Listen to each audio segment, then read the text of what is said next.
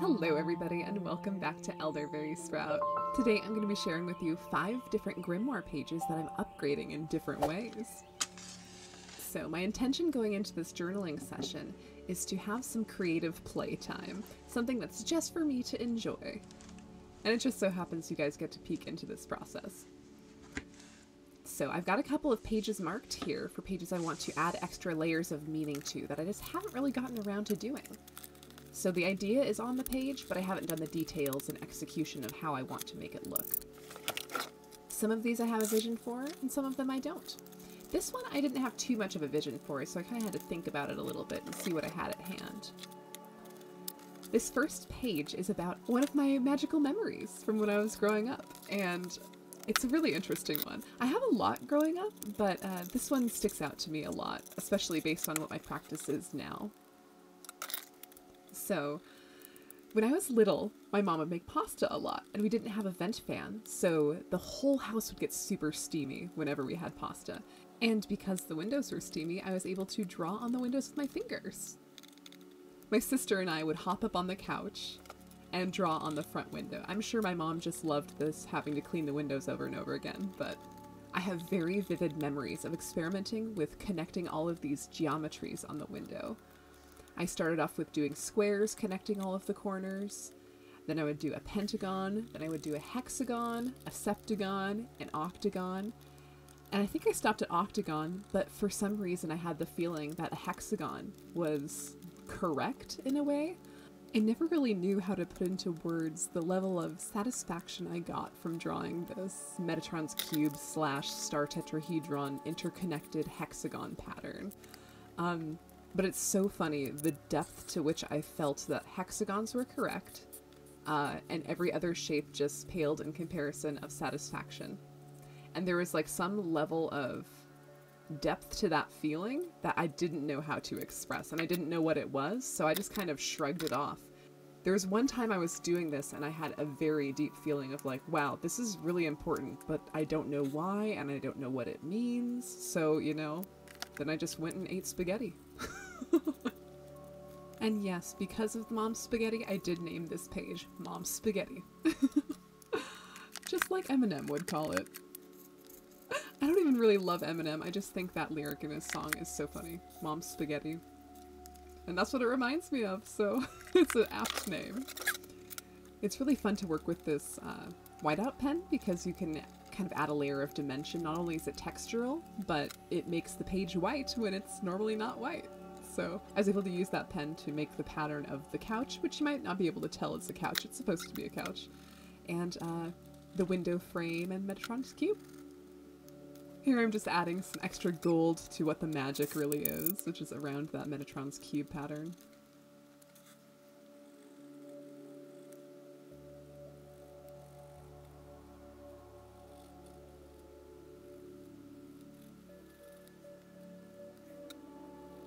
And once again, one of my magical moves is adding a drop shadow.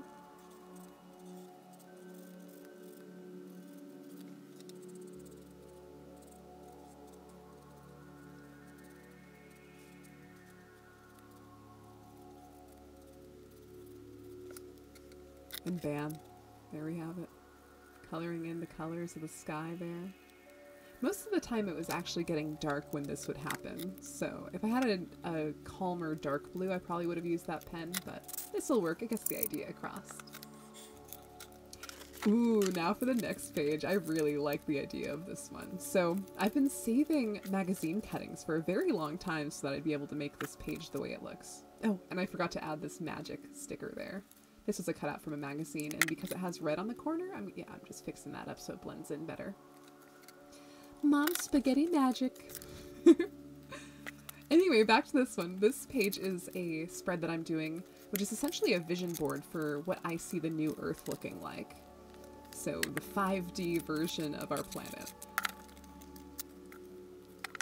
So to start off, I've been gathering a whole bunch of cutouts from magazines of things that I think are inspiring, or things that I can adapt into a collage that would fit this meaning.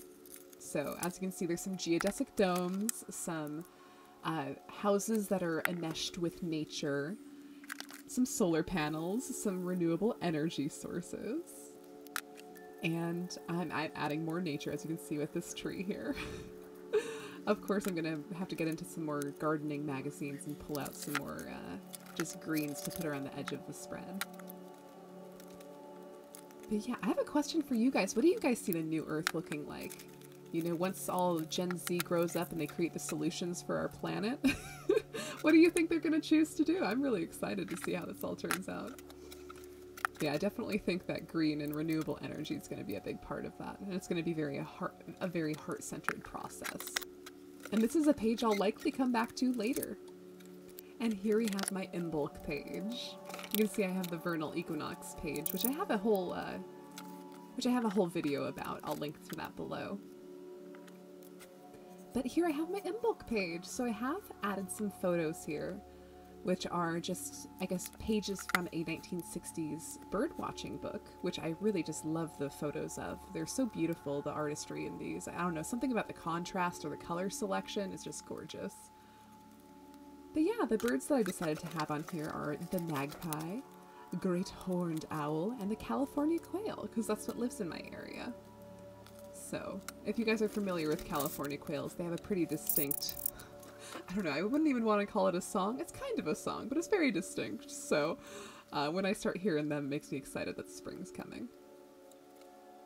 So, I made a couple different sections here on this page, ways to celebrate and what's happening. So it's kind of like ways to celebrate the things that are happening. So the birds are coming back, how do you celebrate that? You know, the sun is returning, how do you celebrate that? And most of the time, for me, this ends up being cleaning. And because I'm so busy cleaning, I never get the chance to decorate this page. And I'm finally getting the chance to do that, which feels really good, because I've had an idea for what I've wanted to do on this spread for such a long time. I'm finally getting the chance to do it. But yeah, other ways to celebrate are to burn some candles. You can make a St. Bridget's cross. You could visit a holy well. Yes, do some water rituals. And let's see what else is happening this time of year. So, snowdrops are starting to grow up in certain areas where you have snowdrops. Yeah. Oh, and I have this vision. The stuffy energy of winter is shaken loose like the Whomping Willow. So you know in Harry Potter when the Whomping Willow shakes off all the snow? I always imagine Imbolc is kind of like that.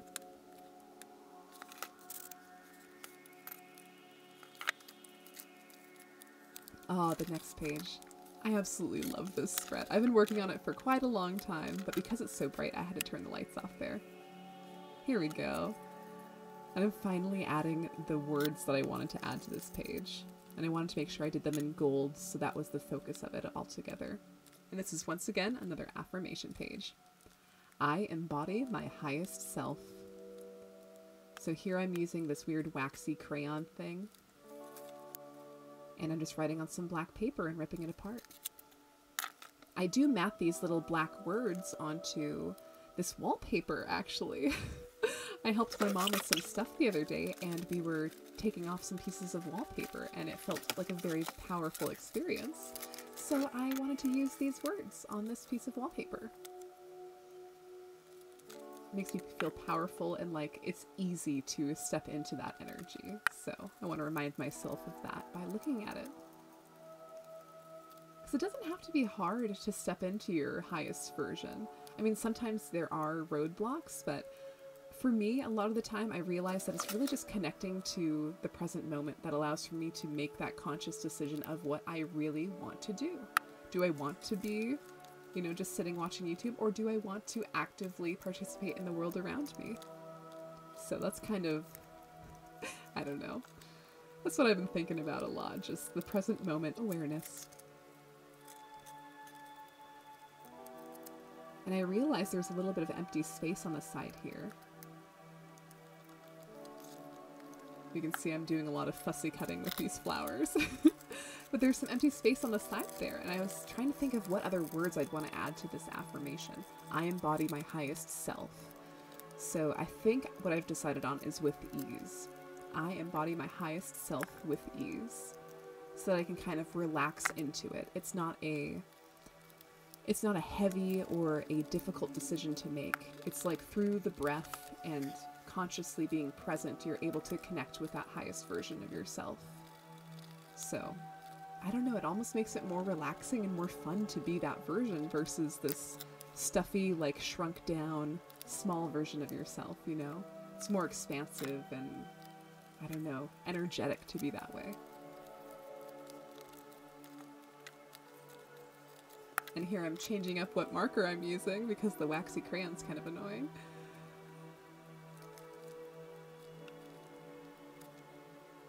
I'm just adding those words on there, trying to figure out how I want to have the wallpaper go around them.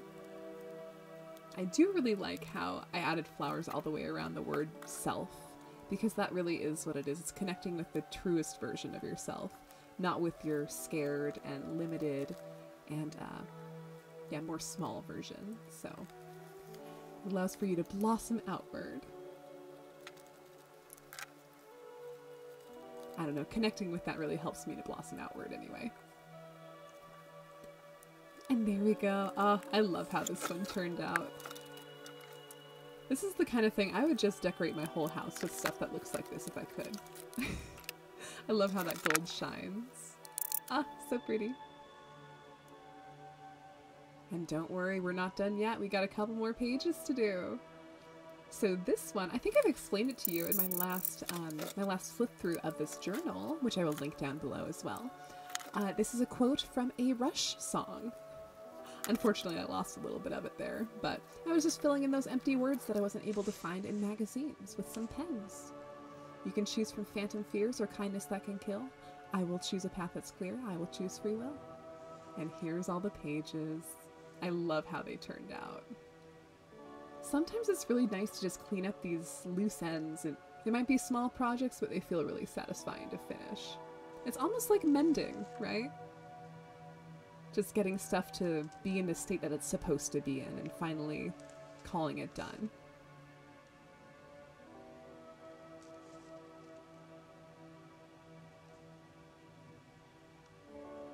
I mean, maybe not this one. This one's not quite done yet, but I made progress and that's feeling good. Anyway, I just want to thank you guys so much for coming along with me in this journey. And please don't forget to leave those comments down there about the new Earth and your visions for it. Maybe we can co-create it together. If you guys liked this video, consider watching this video over here, which is another video of me doing 5 different Grimoire page updates. I think I'm starting to make a series out of this. It feels good. Anyway, thank you guys so much for watching, and I hope you have a magical day. See you next time. Bye.